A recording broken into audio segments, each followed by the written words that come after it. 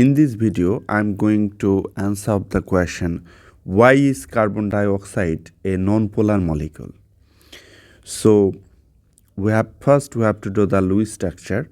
So in CO2 molecule, we have 16 valence electron totally. Carbon has 4 valence electron and oxygen has 6. To fulfill octet, carbon will share 4 electron. That is, carbon will form 4 bonds, and oxygen will share 2 electrons. That is why oxygen will form 2 bonds. Carbon will form 4 bonds. So let us show that.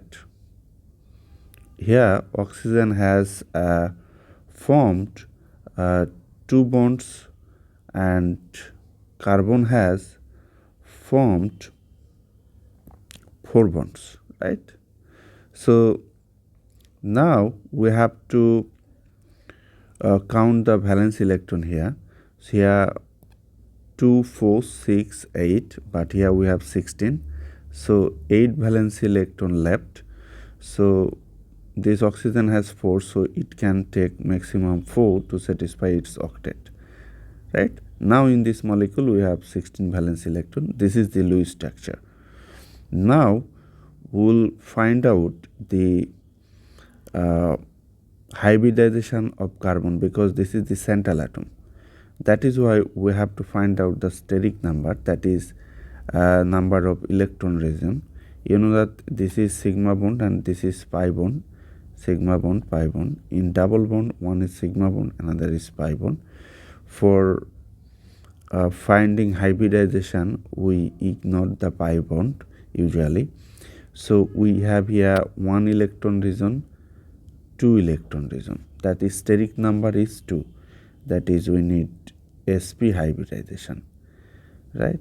So in CO2 molecule, the hybridization of carbon is sp. This is the central atom, right? So since sp hybridized, so the geometry of this molecule, that is electron geometry of this molecule, is linear. Now you have to apply VSEPR theory, valence shell electron pair theory. This is electron geometry.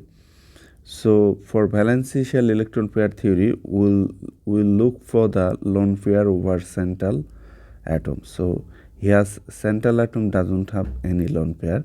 That is why the linear geometry, the electron geometry and molecular geometry according to VSEPR theory is the same. So the shape of CO2 molecule is linear, and the bond angle between among oxygen, carbon and oxygen is 180 degrees, since it is linear, right? Okay.